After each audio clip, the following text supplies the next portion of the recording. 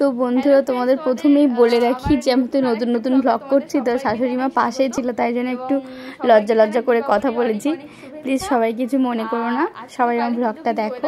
খুবই খারাপ দেখতে পাচ্ছ, আর পাশে আমার শাশুড়ি মা।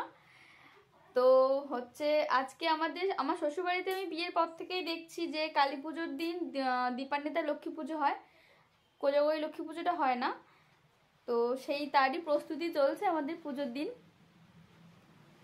তো আজকে আমার এই ব্লগটা দেখতে থাকো, তোমাদের খুব ভালো লাগবে। আমার এই পুরো ব্লগটা আজকে পুজো সংক্রান্তই হতে চলেছে, তো চলো দেখতে থাকো। আর আমি পুরো সেজেগুজে মোটামুটি কমপ্লিট, কিন্তু শাড়ি পরিনি এখনো।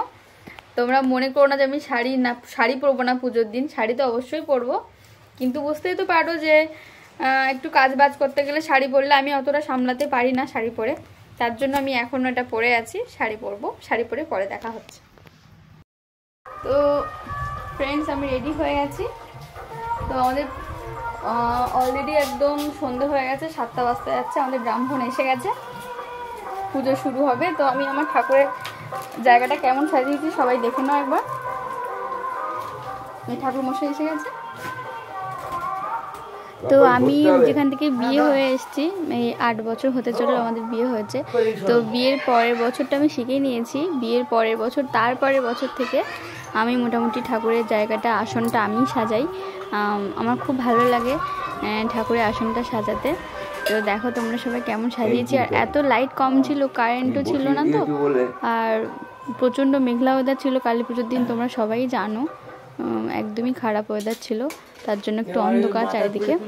তো সবাই প্লিজ কন্টিনিউ করো ব্লগটা, ভীষণ ভালো লাগবে। এখানে আসো। তো আমি আর মোমো কেমন সেজেছি, এই অন্ধকারের মধ্যেও, কারেন্ট নেই তাও কি, পুজো বাড়িতে একটু তো সাজুগুজু করতেই হবে, তাই না মোমো? তো মোমোকে আমি দেখাচ্ছি, আর মোমো আমাকে দেখাবে। ধরো এই যে। তো আমার ফাইনাল লুকটা দেখে নাও, বাড়ির পুজোতে কেমন লাগছে।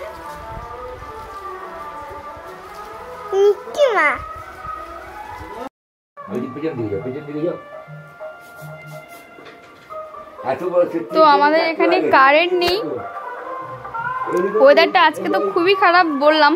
তো ওয়েদারটা এতটাই খারাপ, দেখতেই পাচ্ছ একদম অন্ধকার। এটা আমাদের সোলার লাইট জ্বলছে, তার জন্য একটু লাইট রয়েছে, সোলারটা ছিল বলে, নইলে একদম অন্ধকারই হয়ে যেত। এই জন্য এবছর পুজোটা একদম অন্ধকারেই হচ্ছে।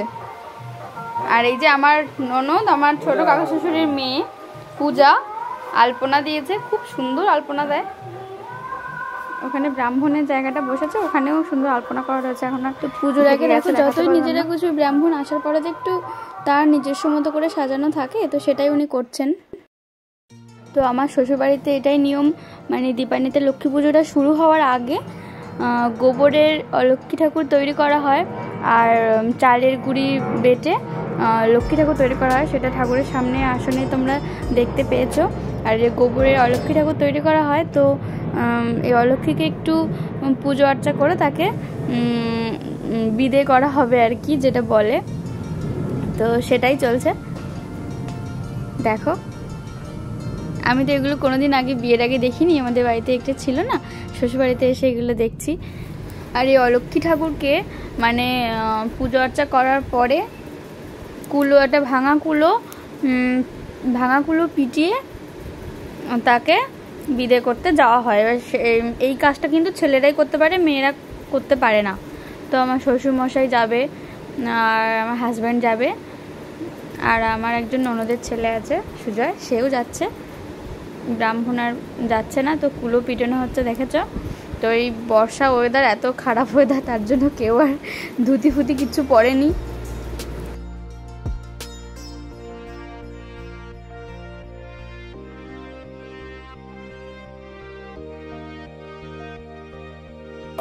বলে দিয়েছে পঞ্চমীটা ওর উপরে দেয় না, আলাদা করে রাখতে হয়, আর ওই দুধ ঢেলে দিতে নেই, আর পাতাটা দিতে হবে। তুমি মনে রাখলে যাও দিতে হয়, একটু দিতে হয়। এই নৈবেদ্য করলে একটু মিষ্টি দিতে হয়, সে যা ইচ্ছে দিতে পারো। আর 5টা মিষ্টি একটা আলাদা জায়গায় দিতে হয়। ওটা নিয়ে এসছি আলাদা, 5টা মিষ্টি ঠিকই আছে, কিন্তু তুমি বুঝতে পারো না দিয়ে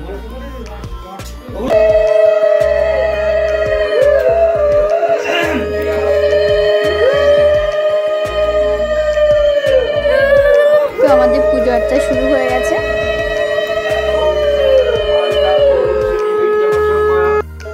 তো আমি কিন্তু মোটামুটি উল্লু দিতে পারি, তোমরাই বলবে ভালো উল্লু দিলাম নাকি খারাপ। যতক্ষণ পেরেছি ভিডিও করেছি। তারপর আমি যখন পুজোতে বসে গেছি, উপোস তো আমি ছিলাম, তো ওই জন্য আমাকেই বসতে হবে ঠাকুরের পাশে, ব্রাহ্মণের পাশে।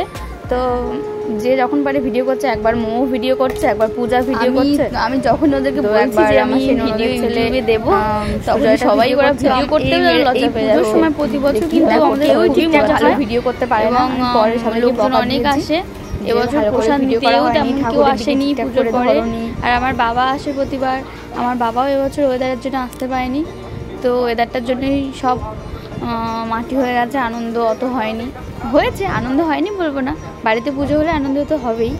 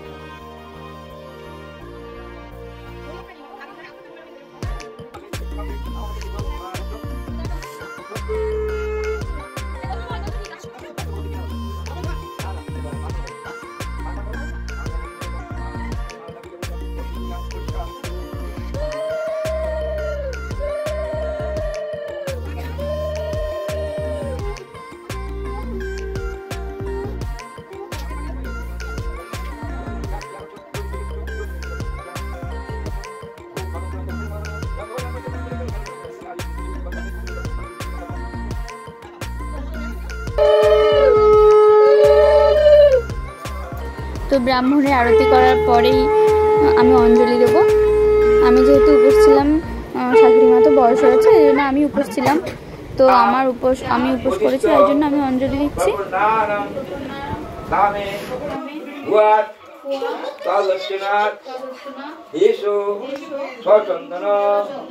পুষ্পাঞ্জলি লক্ষ্মী দেবী নমঃ। তো আমাদের ব্রাহ্মণের পুজো হয়ে গেছে, পুজো খুব তাড়াতাড়ি হয়ে গেছে, ব্রাহ্মণেরও বয়স হচ্ছে, তো উনিও চলে যাবেন। তো উনি বললেন যে পুজো হয়ে গেছে, তুমি এবার পাঁচালি পড়তে পারো। তো উনি বলার পরে আমি পাঁচালি পড়ছি। আমার প্রতি বছর লক্ষ্মী পাঁচালি পড়তে আমার ভীষণ ভালো লাগে। নারায়ণের সাক্ষাতে কহিলা বিস্তর, তারপর করজোড়ে করিয়া প্রণতি, কহিল নারদ মুনি নারায়ণী প্রতি, কহমাতই কেমন তোমার বিচার, পলকের তরে তব নাহি কোথা স্থিতি,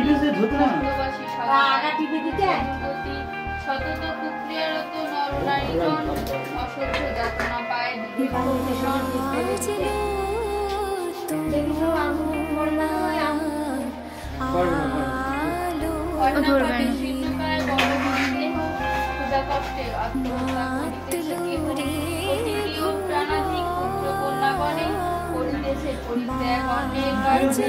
তো লক্ষ্মী পুজোতে সবাই মনে করতেই পারো এই গানটা আমি কেন দিয়েছি। এই গানটা আমার খুব পছন্দের, তাই আমি গানটা দিয়েছি। তো পাঁচালি পড়তে পড়তেই আমার পুজো আমি শেষ করলাম। শেষে কিছু ফটো তোমাদের দেখালাম। তো প্রসাদ নিতে তেমন কেউ আসেনি, তাই জন্য প্রসাদ নেওয়ার ভিডিওটা আর করা হয়নি। তো আমার ভিডিওটা যদি তোমাদের সবার ভালো লেগে থাকে, প্লিজ আমার পাশে থেকো। সবাই লাইক করো, কমেন্ট করো এবং সাবস্ক্রাইব করে দিয়ে পাশে থাকা বেল আইকনটা প্রেস করে দিয়ে সবাই আমার পাশে থেকো। দেখা হচ্ছে পরের ব্লগে। সবাই অনেক অনেক ভালো থেকো, অনেক সুস্থ থেকো, সাবধানে থেকো এবং সবাই অনেক ভালো থাকো। সবাইকে ভালো রাখো। টাটা।